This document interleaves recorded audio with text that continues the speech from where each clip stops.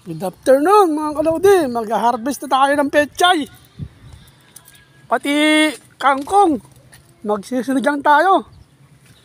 Sinigang, oh, sinigang.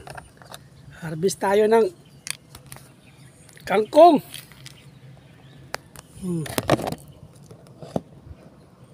Harvest tayo ng kangkong. Ah.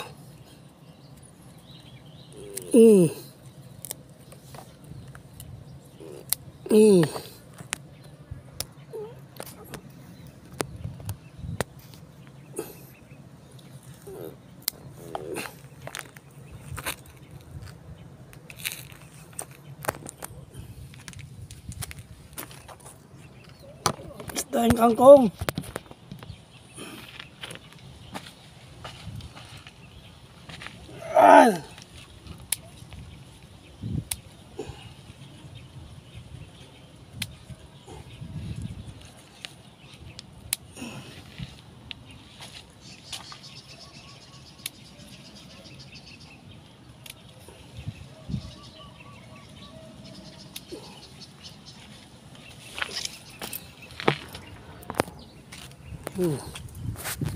Kangkong.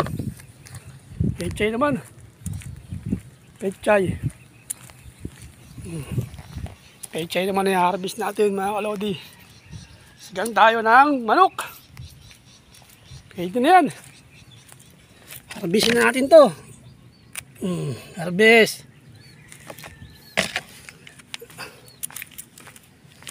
Harvestin na natin yan. Oh, harvest.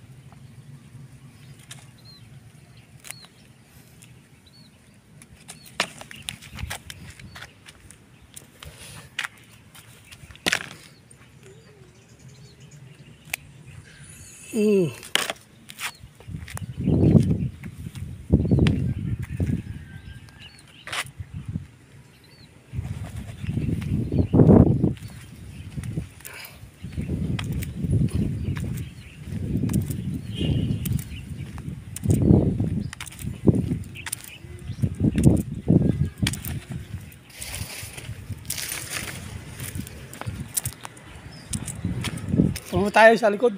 Harvestin natin yung pechay dun. Kuha tayo ng mga ilang piraso. Oh. Ha? Punta tayo sa likod sa tanim nila tatay. Sa akin, binangasan ko lang yung mga gurang na. Kuha tayong pechay doon. Kay tatay.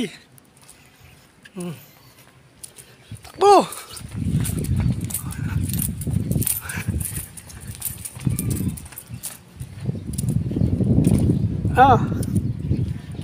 Oh. Yan. Ano? Yung pechay oh. Dami. Yun. Bawas tayo, bawas. Harvest. Harvest tayo.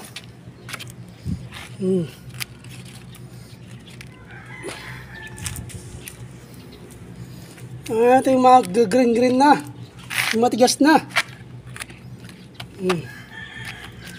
Harvest.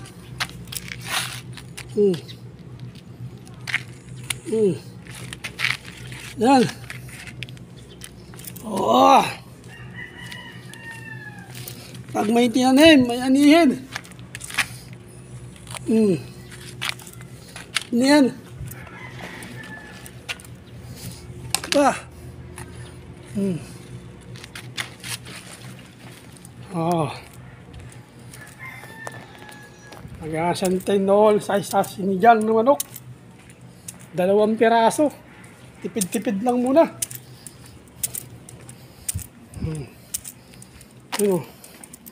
Hugasan natin.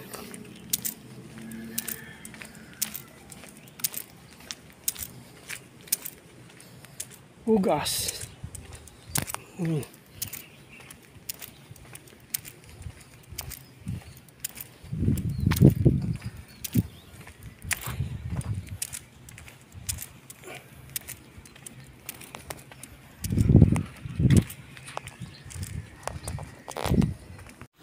Yan, hugasan natin yung pechay mga kalodi. Yan, kasalukuyan, hinuhugasan ko yung pechay mga kalodi. Ang ulam ko kaninang tanghali mga kalodi. Ang kinaganda ng may sariling tanim mga kalodi. Ang binili ko lang sa labas, yung manok, saka yung pangsigang, tapos sibuyas.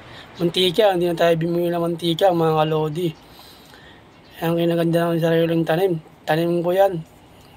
Yung iba na pechay, kumuha ko sa tanim ni tatay. Kasi sabi niya, bago nung nag-day off sila, kuha lang daw, pitas lang daw ako mga kalodi. Oh, ang sariling tanim niya, may sarili rin akong tanim. Kangkong, nalagyan ko rin ng kangkong, sariling tanim, pati pechay. Yung pechay na yan, binili ko, binigyan ko rin ng pagbili si tatay kasi si tatay ang nagbili ng binhi natin. Ang sabi nga nila, pag may tinanim, may anihin.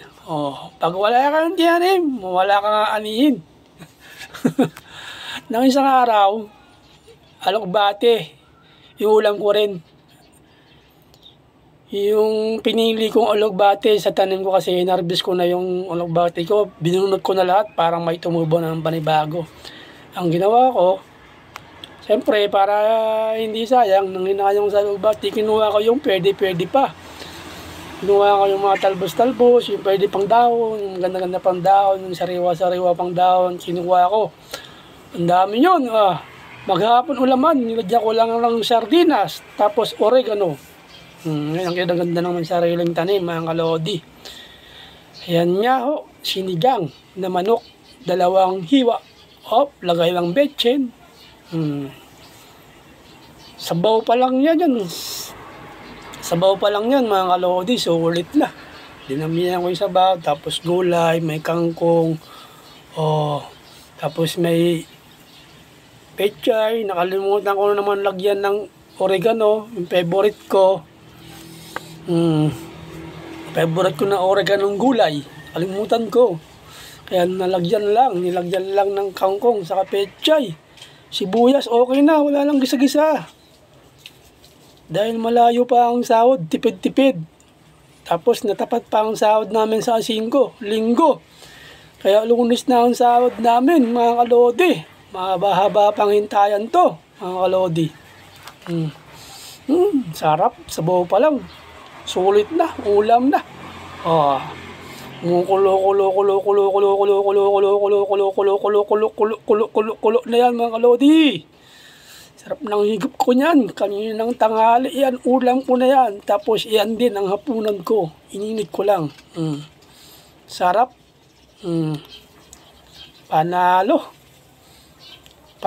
sabaw. Sarap ng higop ko niyan.